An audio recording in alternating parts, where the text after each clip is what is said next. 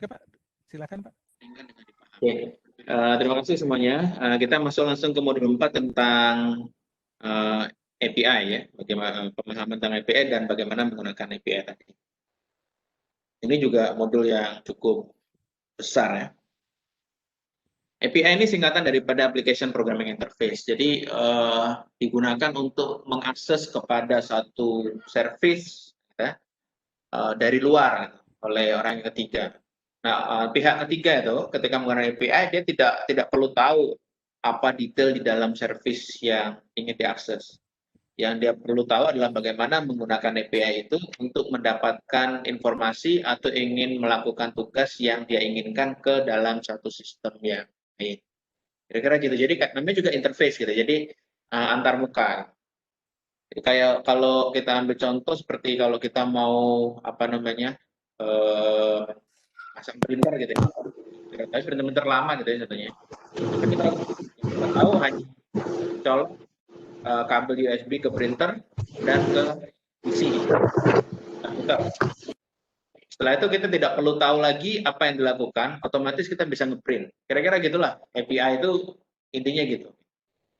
Cuma API nggak sesimpel nyolok kabel gitu, karena nanti ada cara-cara yang harus kita penuhi sesuai dengan karakteristik API tersebut. Nah, biasanya API dipakai untuk secara program ya, untuk mengatur banyak hal lah, untuk nanti kita lihatlah ya situ ya. Nah, ini kita akan bicara tentang API itu. Jadi API itu dibuat untuk dipakai secara programmatically ya. Terjemah bahasa Indonesia susah juga nih sebenarnya. Oke, menggunakan program lah kita oleh aplikasi yang lain gitu. Atau terkadang juga dipakai oleh manusia secara langsung untuk mendapatkan informasi yang mereka inginkan. Nah, contoh kasus yang sering menggunakan API adalah untuk automation. Contohnya seperti ini. Biasanya kalau kita ambil contoh ada satu perusahaan itu ada staf yang menghitung jumlah jam kerja. Maka biasanya dia melakukan login ke dalam sistem, terus mendownload semua informasi, kemudian memproses informasi pakai spreadsheet atau Excel, itu baru keluar hasil risetnya seperti apa. Nah, bisa dibayangkan ya proses yang seperti itu berulang setiap bulan. Nah, kalau ada API yang bisa mengakses kepada sistem tadi untuk mendownload dan sebagainya secara cepat, bisa dibuat satu script atau satu program di komputernya karyawan tersebut, dan dia nanti otomatis hanya menjalankan program itu sekali dengan satu komen atau dengan satu klik, otomatis dia akan mendownload file, kemudian melakukan perhitungan dan langsung keluar format yang siap di print. Bisa dibayangkan ya kalau kita bisa otomatisasi seperti itu, maka berapa banyak jam kerja yang bisa dihemat. Kedua adalah data integration ya. Data integration ini kalau kita mau membayar contohnya ya, bayar e-commerce. Jadi dari marketplace itu mungkin dia nggak perlu bikin satu sistem sendiri untuk menghubungi kepada layanan perbankan atau layanan keuangan yang akan dipakai oleh user untuk membayar tadi. Jadi si marketplace mungkin hanya perlu memasukkan ID belanja dengan jumlah bayaran yang akan mereka minta pakai API, terus dikirim ke sistemnya layanan tersebut. Nah, nanti otomatis sistem layanan tersebut yang akan merespon kepada permintaan tadi, langsung keluar tampilan username, password, atau notifikasi untuk credit card dan lain sebagainya. Nah, ini untuk data integrasi. Jadi si marketplace-nya nanti otomatis akan, kalau sudah selesai transaksinya, hanya akan perlu mendapatkan transaksi ID tadi yang sudah selesai, otomatis dia bisa mengatakan bahwa ini sudah sah dan barang siap untuk dikirim. Itu disebut sebagai data integration.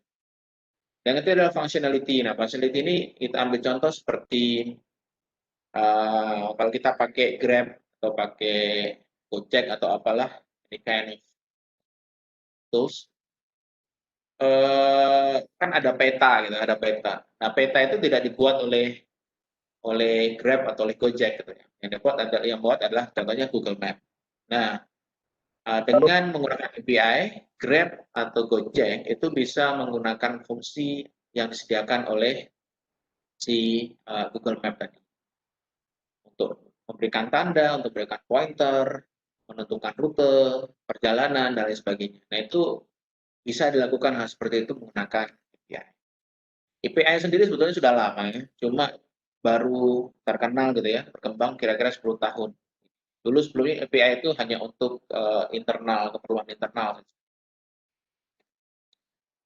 Nah, apalagi sekarang ketika API sudah terkenal, kemudian ada bahasa yang mudah dimengerti seperti Python tadi itu, makanya orang-orang engineer atau teknisi-teknisi yang tidak memiliki latar belakang background software sendiri pun, mereka bisa menggunakan API untuk mempermudah kerja mereka.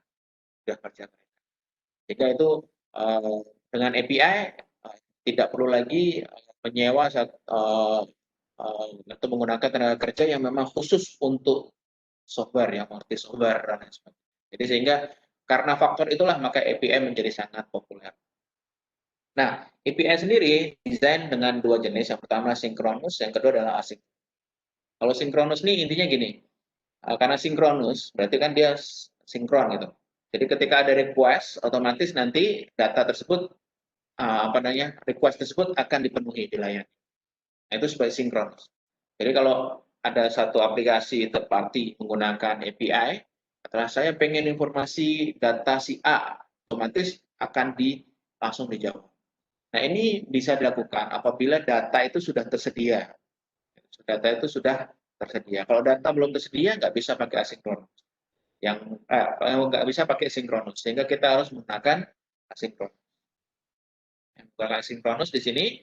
Kalau asinkronus nih, seseorang atau aplikasi merequest sesuatu kepada satu aplikasi atau remote. Nah, yang dilakukan adalah aplikasi menerima request tersebut, tapi tidak bisa secara langsung memberikan data itu. Jadi ketika diterima, dia akan reply, permintaan sudah saya terima. Tapi data yang diminta itu belum tentu langsung dikirim. Sebab apa? Sebab mungkin prosesnya bahwa si server yang menerima tadi itu harus menghubungi server-server yang lain atau aplikasi-aplikasi yang lain, sehingga perlu mengumpulkan terlebih dahulu, baru nanti dia bisa menjawab ke tempat informasi yang berikut kepada orang yang meminta tadi. Nah, kalau sinkronus nih, dia enaknya begini, ketika dia minta, otomatis dia diberi. Cuma masalahnya adalah ketika dia meminta, dia tidak bisa mengerjakan yang lain. Dia harus menunggu dulu data yang diberi tadi. Data yang diminta tadi harus diberikan dulu oleh server. Itu kelemahan dari sinkronus. Nah, kelemahan itu diatasi oleh asinkronus. Jadi kalau asinkronus ini dia request, asal server sudah menerima, oke, saya sudah menerima, sedang memproses permintaan Anda, otomatis programnya bisa melakukan step-step berikutnya. Kira-kira seperti itulah di sisi client server. Nah, untuk arsitektur API sendiri itu ada beberapa. Yang pertama adalah RPC, SOAP, atau REST. SOAP ini bukan sabun ya, nanti kita lihat. Kalau RPC ini, remote procedure call ini, ya seperti kita berhadapan dengan black box ya, kita nggak ngerti apa yang terjadi, yang keluar udah hasilnya. Jadi kalau ada klien nih, dia akan request something, langsung keluar respon. Makanya RPC ini yang paling simple gitu, dan RPC ini bisa dipakai menggunakan XML, JSON, atau SOAPs. Nah, ini arsitekturnya. Kemudian adalah arsitektur ada SOAP sendiri. Nah, SOAP itu berdasarkan pada XML, messaging protocol, dan dipakai untuk komunikasi antara aplikasi dengan platform yang berbeda dan bisa menggunakan bahasa pemrograman yang berbeda. Nah, SOAP ini punya bersifat independen ya kan? Karena bisa untuk komunikasi yang berbeda operating system, ya kan? Dia extendable, bisa ditambahkan features, ya kan? Ditambahkan sekuritas dan sebagainya, dan dia netral. Dia bisa menggunakan berbagai macam protokol komunikasi, HTTP, SFTP, TCP, UDP, dan DNS. Nah, nanti di dalam SOAP message itu ada bagian-bagiannya, ada bagian envelope, header, body, dengan form. Nah, ini dibaca saja, Pak. Nanti kalau saya terangkan satu-satu secara detail jadi langsung. Nah, ini contoh dari SOAP ya. Nah, mirip seperti HTML ya. Ini ada envelope, ya kan, ada body, ya kan, ada istilahnya berisi tadi, ada headers juga, ada fold. Body, ada headers, ada fold di sini. Itu contoh SOAP. Yang ketiga adalah REST atau Representational State Transfer.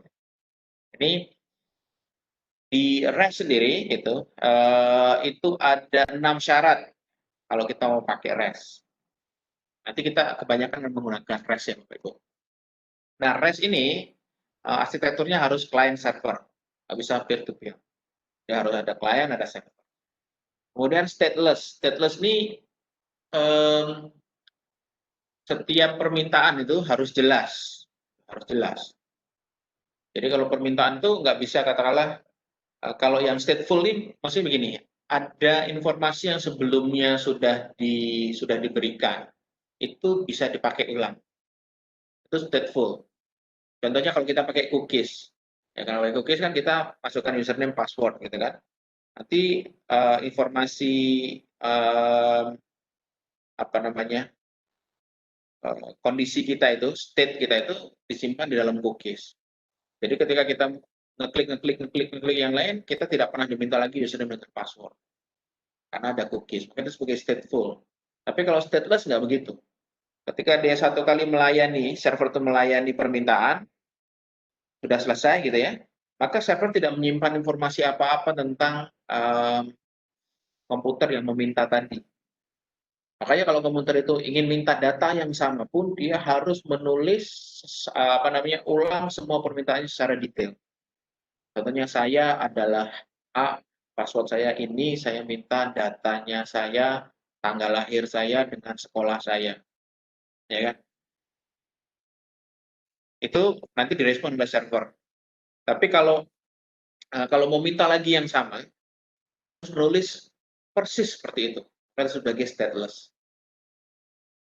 Lalu case model, gitu ya.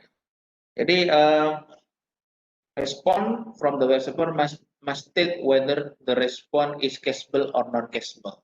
Nah, jadi artinya gini, ketika server ini merespon, nah itu ada klien yang bisa menyimpan informasi tadi dalam cache, ada klien yang tidak menyimpan di dalam cache.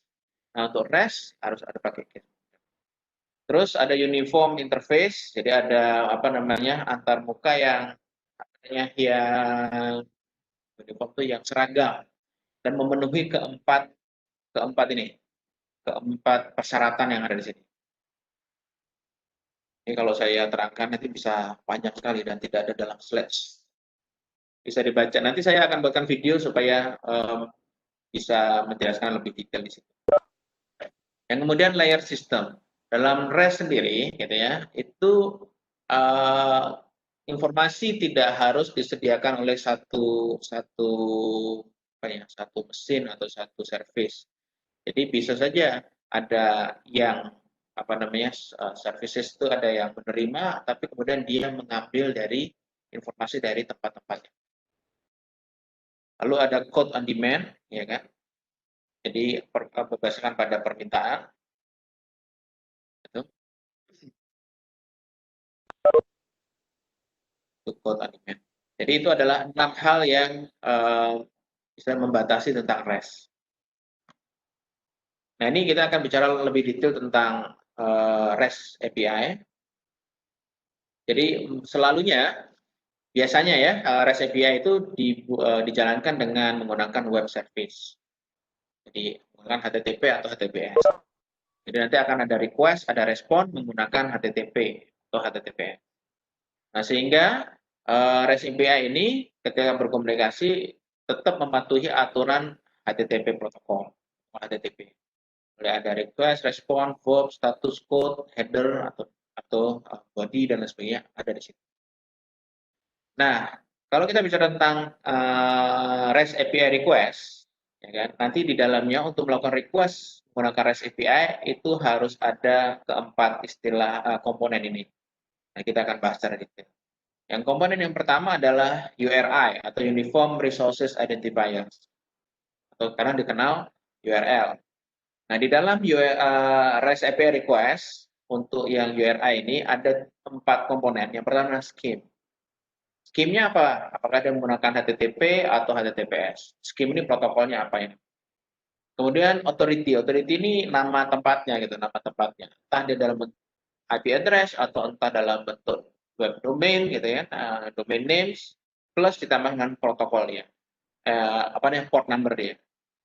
Nah, kalau sudah tahu mesinnya mana yang mau diakses, kemudian folder mana yang mau diakses itu sebagai path. Nah, nanti apa yang diakses disebut sebagai query.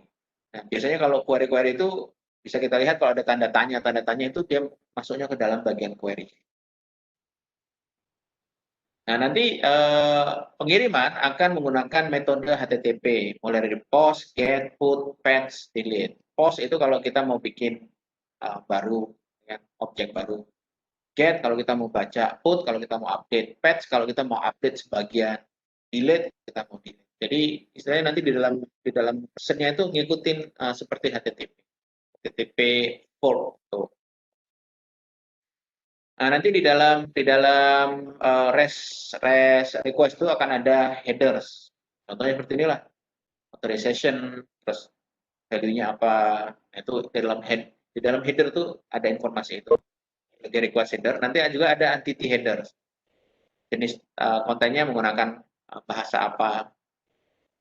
Jadi itu untuk header. Lalu body sendiri isi data yang ingin kita minta atau yang ingin kita berikan ke server. Nah, nanti kalau sudah request, ada respon. Nah, respon sendiri, REST API respon juga menggunakan HTTP. Ya kan? Dengan HTTP, dan di dalamnya ada 3 komponen. Ada HTTP status, header dengan body ya. Nah, HTTP status nih, kalau kita menggunakan HTTP, biasanya nanti akan ada respon statusnya. Nah, statusnya ini seperti inilah. Pakai kode. Kalau depannya 1, berarti dia informasional. Kalau depannya 2, dia sukses. Nanti ada 200, 201. Yang paling sering itu adalah error gitu ya, 400.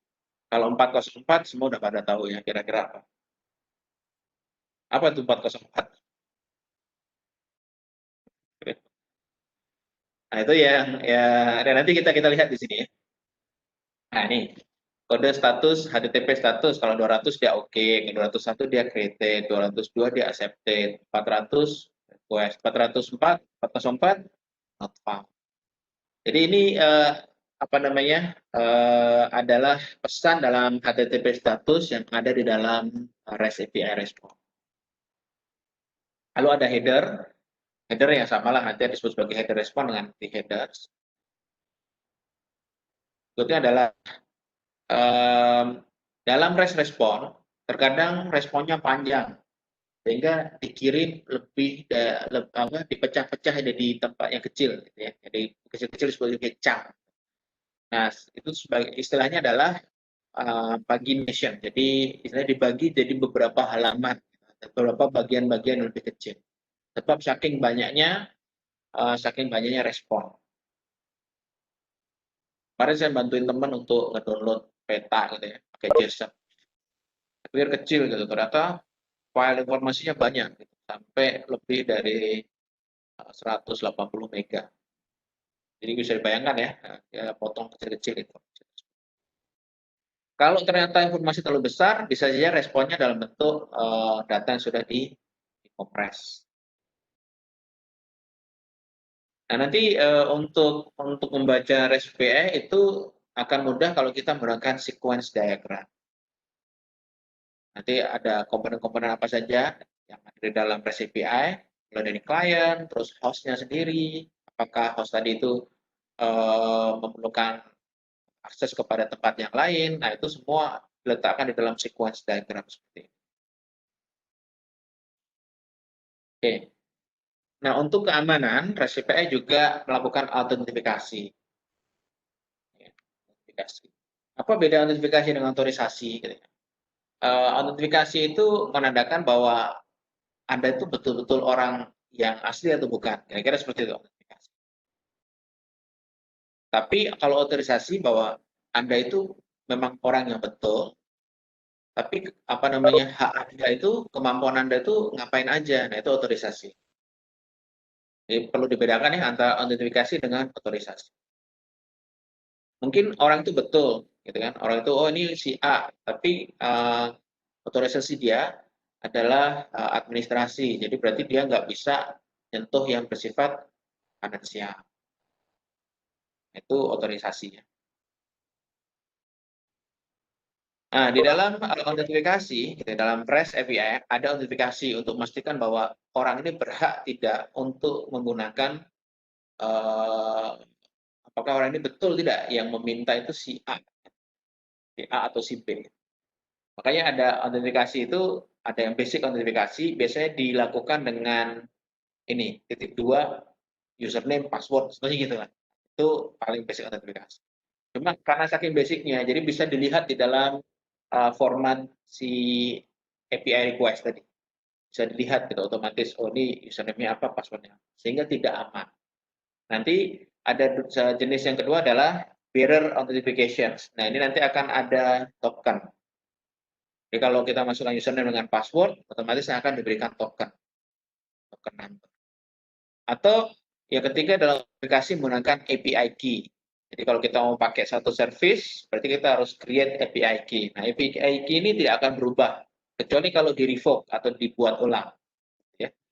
Kecuali kalau mau dibuat ulang. Tapi kalau selama tidak dibuat ulang, biasanya memang API key ini tidak akan berubah. Dan API key ini akan dikirim ketika melakukan request. Nah, untuk bearing authentication itu ada namanya authorization mechanism nih, disebut sebagai open authorization OAuth.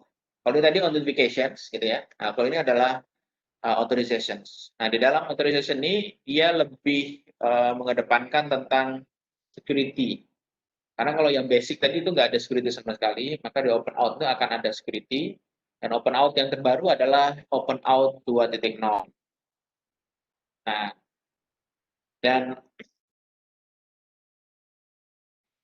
untuk open out 2.0 ada namanya limited access untuk HTTP service.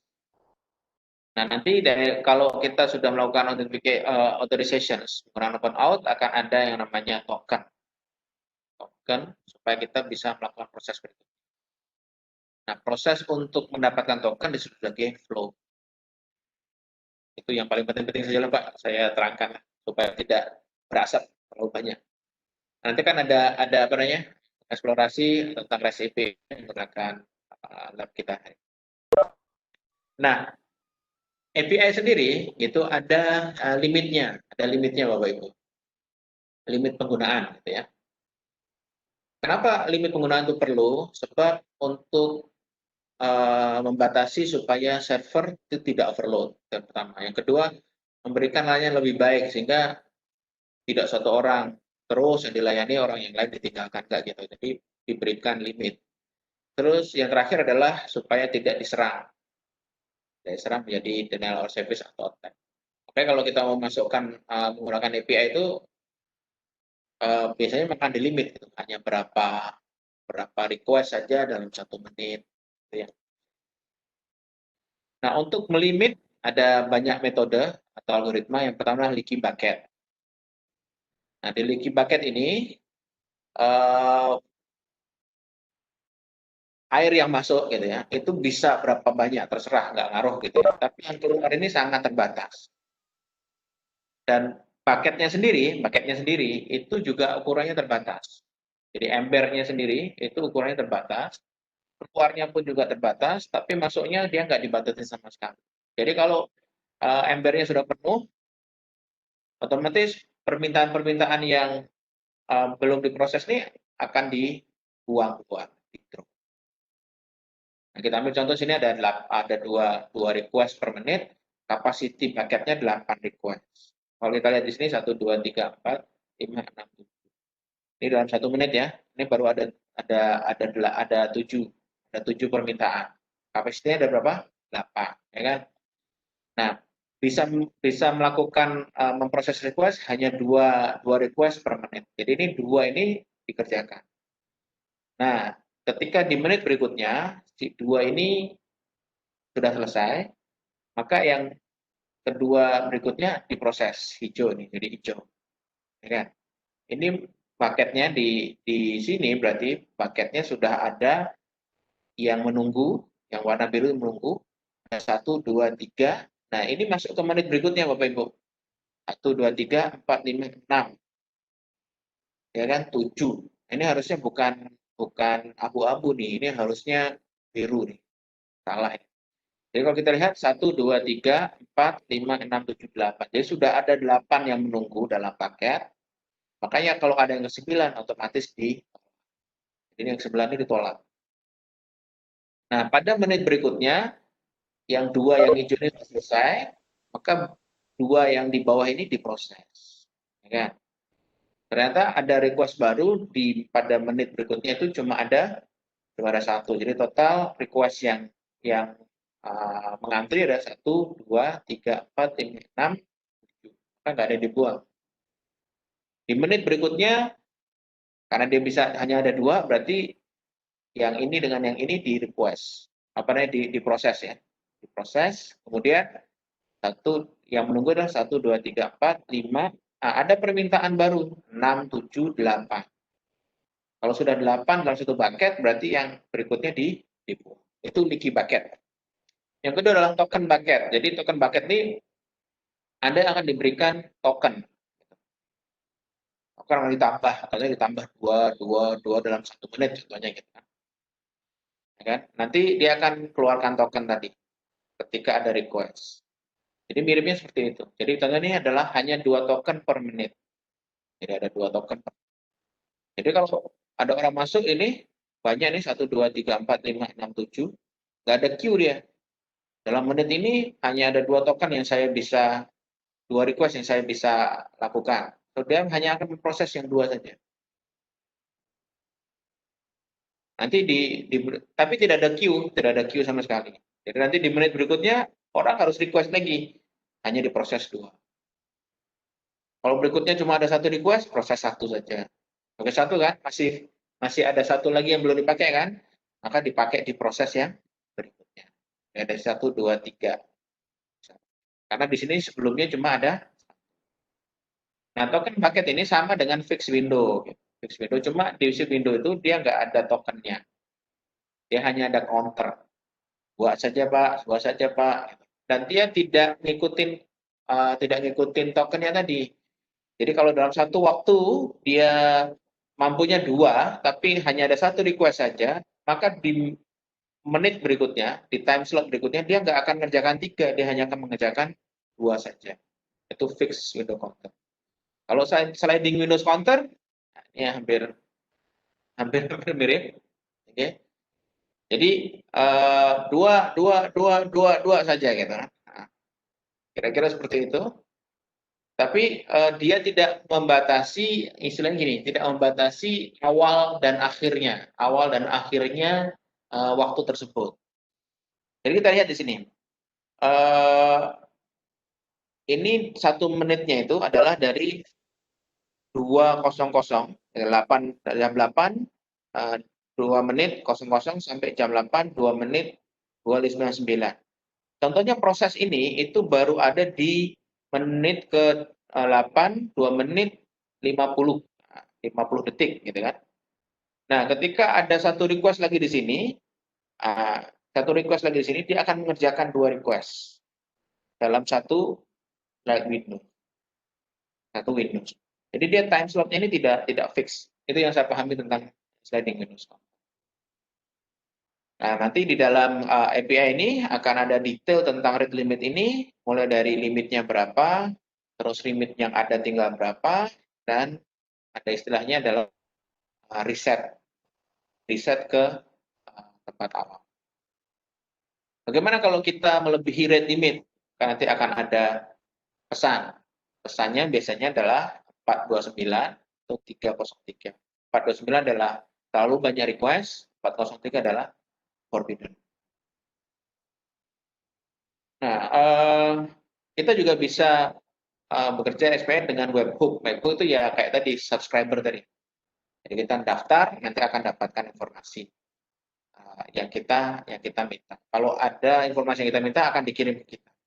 Karena itulah maka webhook itu dia perlu klien itu bisa diakses 24 jam. Kalau si kliennya mati, informasi tidak bisa dikirim kan, dan klien tidak akan bisa menerima informasi apa-apa. Itu fungsi dari webhook. Oke, nah nanti kira-kira apa saja masalah dalam API? Masalah dalam API ini banyak gitu ya. Yang pertama adalah mungkin bisa jadi dari user error. Yang kita pastikan adalah contohnya kita salah nulis. Nulis seperti invalid URI. Kita ambil contoh ya. Sandbox dan ternyata dia bilang invalid. Berarti nggak ada nih. URL-nya ini nggak ada. Itu contohnya ya. Invalid URL. Itu kesalahan yang ada di user. Bisa saja kesalahannya adalah pada wrong domain. Ya kan? Kita nulis harusnya sandbox.dnac.cisco.com. Kita nulisnya sandbox.dnac123cisco.com. Maka akan keluar HTTP connection pool, host, and everything, node, server names, provider, or not node. Seperti ini pesannya. Ini dikasih contoh saja lah. Ada juga nanti connectivity issue. Apakah ada firewall, adakah ada proxy, ya kan? Ada SSL error. Kalau SSL, for example, contohnya adalah invalid certificate. Kita harus mengetahui gitu. Kira-kira sertifikatnya error atau tidak. Jadi kalau kita pakai HTTPS, biasanya kan dia akan mengecek sertifikatnya apakah sertifikat tersebut valid atau tidak. Kalau tidak valid, dia akan memberikan error message. Tapi contohnya kalau kita menggunakan HTTPS tapi untuk lokal server, jadi memang sertifikatnya tidak didaftarkan, berarti kan invalid terus kan ya. Nah, untuk supaya menghindari hal tersebut, request-nya itu bisa di verification-nya tadi itu bisa di-false kan, supaya dia tidak meminta verifikasi terhadap sertifikat. Nah, ada juga troubleshooting kalau servernya error. Nah, server error itu bisa saja pertama adalah API server function. Jadi kita ambil begini, tiba-tiba dia bilang nggak ada, failed to establish new connections. Biasanya kalau API server error tuh kita akan menunggu lama. Kemudian keluar seperti operation timeout. Jadi berkali-kali nyoba, berarti API-nya nggak ada. Cuma kalau di server error, kita klien nggak bisa ngapa-ngapain, tidak bisa memperbaiki. Makanya kita harus memberitahukan kepada admin server tersebut bahwa saya tidak bisa mengakses API ini. Atau ada mungkin juga permasalahannya adalah komunikasi antara API server dengan klien tersebut. Nah, kalau ada komunikasi tadi, ya kita pakai network catering tool seperti Wireshark untuk melihat komunikasi yang ada. Jadi kalau di sini server side issue cannot be resolved from the API client side. Jadi nggak bisa diperbaiki dari klien. Harus mengkontak administrator si API tadi. Nah, terkadang gitu ya, ketika kita ada respon gitu ya, ada respon dari masalah tadi. Karena REST API menggunakan HTTP, maka kita ikut standarnya HTTP. Gitu. Kita akan lihat berdasarkan pada status yang ada. Kalau sukses nih biasanya nggak ada masalah ya, waktu. Kalau udah klien error gitu ya, nah itu kita akan lihat bagaimana cara kita mengatasi. Ada juga sukses error gitu. Nah, biasanya sih success error, successfully received, understood, and accepted. Tapi yang paling penting adalah gini, yang 400 nih. Kalau 400, 4 XSS berarti error nih. Nah, contohnya adalah 400. Nah, ini bad request. Bisa saja yang terjadi adalah salah tulis, salah sintak.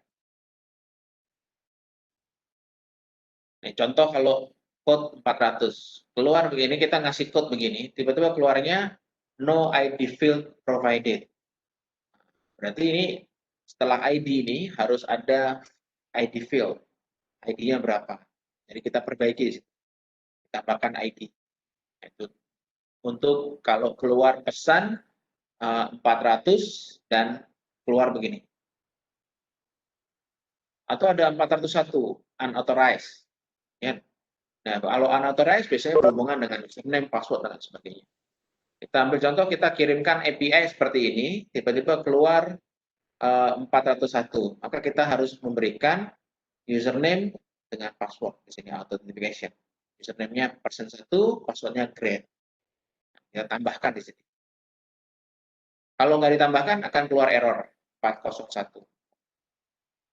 Ada juga pesan error 403 forbidden. Ini tadi contohnya salah satunya karena apa? Karena melebihi akses limit. Ya kan? Kita lihat di sini forbidden itu biasanya karena authentication-nya sudah betul, tapi otorisasinya dia tidak betul.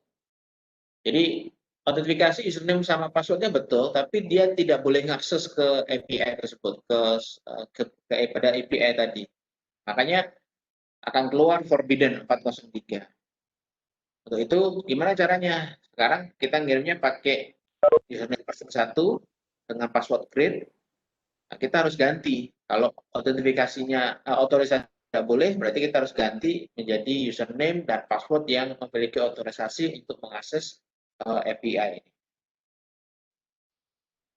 Lalu namanya ada juga 407, ini maksudnya ada proxy. Jadi Bapak Ibu harus nge-set proxy-nya dulu. Ada 409, request cannot be completed due to conflict with the current state of the target resources. Contohnya ada orang yang menggunakan layanan API tadi itu, menggunakan resources yang sama. Karena kita terlambat, maka orang lain sudah pakai, maka nanti akan ada error 409. Gimana cara menyelesaikannya itu? Ya, tunggu saja sementara waktu, nanti kita minta request. Lalu ada 415, ya, supported media type. Jadi itulah mengirimkan dengan data format yang berbeda atau data format yang tidak bisa dibaca oleh server. Servernya bisa mention saja, tapi kita mengirimkan API-nya menggunakan XML. Itu jadi masalah. Lalu ada status error yang lain, 500, mulai dari internal server error, not implemented, ya kan? Tidak memiliki fungsi yang itu, terus kemudian gateway, masih proxy-nya, invalidnya segala macam. Nah, ini ada semua. Jadi kalau ada nanti istilah-istilah status code 500, 501, nah ini dihafal saja. Tidak ada cara lain, dihafal. Pengertiannya gimana kalau kita ingin mengerti error-error nih? Sering-sering saja buat API gitu. Kalau udah ketemu nanti otomatis kita akan bisa mengerti sendiri. Makanya praktek menjadi satu hal yang penting lah. Oke, jadi itu untuk modul 4. Minta maaf kalau ngebut ya. Saya sendiri biar nggak berasap juga. Kalau ada pertanyaan mungkin. Tanya lagi Pak tentang API. Oh ya, silakan Pak. Tadi dijelaskan bahwa API ini kan semacam application untuk membuat sebuah aplikasi bisa berinteraksi dengan service lain ya yang berada di luar dari developer yang kembangkan. Ya, Pak. Jika tadi konstitusinya Pak Hur ngasih contoh misalnya kayak Gojek, Grab itu dia yang mengembangkan petanya kan Google, mereka hanya mengembangkan aplikasinya aja. Pak, kondisinya jika misalnya nih aplikasi kan sudah kita install di device kita masing-masing. Iya, Untuk bisa mengaktifkan fungsi itu kan kita harus terkoneksi internet. Jika iya. koneksi Indonesia misalnya, ini sebagai contoh misalnya, jika koneksi internet Indonesia down, aplikasi kan tetap running di aplikasi kita di perangkat kita masing-masing. Tapi apakah mapnya itu misalnya sebagai contoh tadi ya, apakah mapnya Google itu akan bisa terlihat, Pak? Kalau misalnya koneksi internetnya down, aplikasi kita kan jalan di aplikasi masing-masing. Itu apakah mapnya akan tetap muncul karena yang connect adalah aplikasi mereka di server mereka mungkin, atau memang dari perangkat kita sendiri?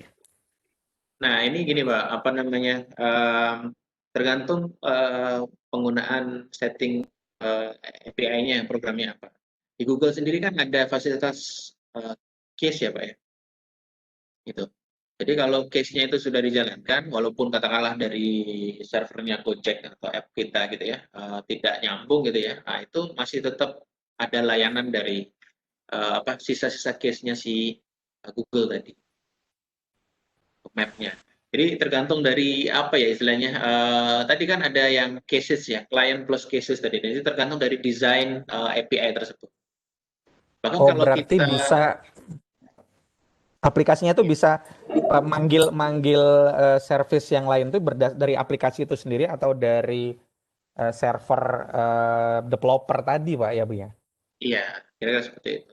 Jadi contohnya gini kan Pak, kalau kita pakai Google Map, Bapak tinggal di Jogja gitu kan, pengen pergi ke Bandung, terus nanti mau muter-muter di Bandung, ya kan? Kalau Google Map tuh, dia ada case Pak, jadi Bapak bisa ngedownload peta Bandung sebelum bawa pergi. Hmm. Jadi kalau Oke. kalau tiba-tiba, hilang koneksi lagi jalan gitu ya, hilang koneksi ke Google Google Map kayak gitu ya, aplikasi Google Map-nya yang di dalam, HP Bapak itu masih bisa berjalan menggunakan case yang sudah Bapak simpan di dalam, aplikasi tadi, di dalam HP, seperti gitu. Itu salah Oh, satu cara lah Pak untuk mengatasi permasalahan koneksi, oke, Pak. Terima kasih. sama-sama.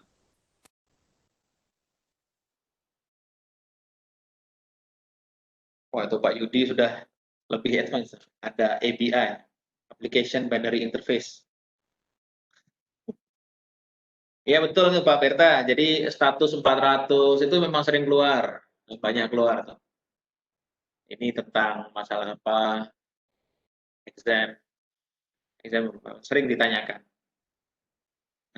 Karakteristik REST API juga sering ditanyakan.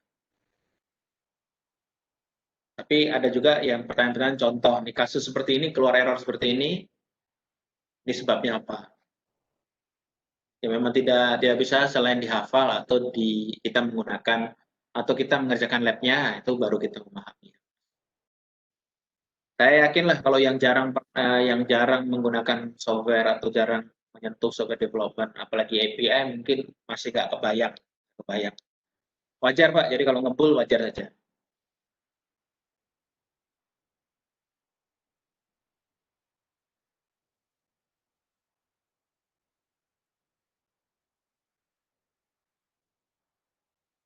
Oke, bagaimana? Rasanya sudah pada ngebul semua nih Pak.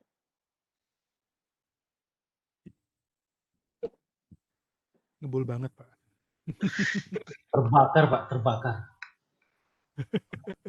Oke.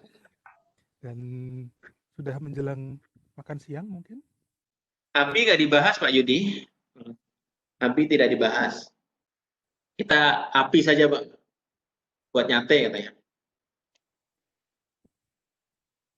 Orang-orang Lampung bilangnya buat api-api.